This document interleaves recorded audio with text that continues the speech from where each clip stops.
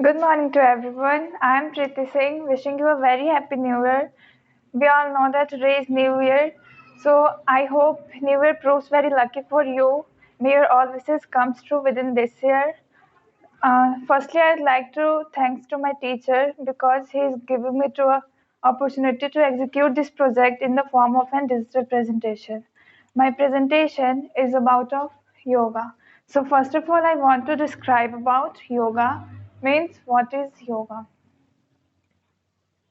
क्या मिल रहा है? The word yoga literally means to yoke or union more than just a practice of physical exercise. Yoga is a method of inquiry into the nature of the mind which emphasizes practice and direct experience. Yoga is a traditional method of meditation developed by saints of ancient India. They practiced yoga as an effective method of controlling their mind and body activities. Yoga is a way of living towards a healthy mind in a healthy body. There are 8 elements of yoga like yama, niyama, asana, pranayam, pratyahar, dharana, dhyan, samadhi. Almost all the elements are important for us, but I want to describe some main elements and their benefits. So first of all, I want to describe about asana. What is asana? Asana helps create lightness in the physical body and correct imbalances in psychological body.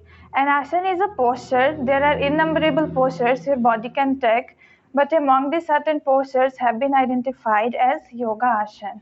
So I want to describe some asanas and their benefits.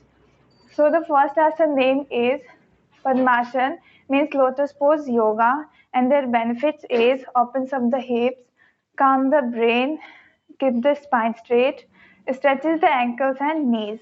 Now the next asana name is Sukhasana, and also there are benefits of this asana like helps to remove stress, helps to reduce back pain, help reduce lower body fat, improves digestive health. Now the next asana name is Tadasana, means the palm tree pose, and their benefits is helps to improve blood circulation, helps to increase the height, improve balance, improve postures. Now the last asana name is Vajrasana, and also there are many benefits of this asana, like it keeps the mind calm and stable, curing digestive acidity and gas formation. And next one is helping to relieve knee pain. Now I'm going to describe the second element of yoga, means pranayam. The word is derived from Sanskrit, prana meaning the life force, and ayam meaning life extension. There are many types of pranayam, but I want to describe some main pranayam names and their benefits. So the first pranayam name is Kapalbhati pranayam, and there are many benefits of this pranayam like weight loss, natural skin glow, increase immunity power, cures pimple, prevents hair loss, cures insomnia.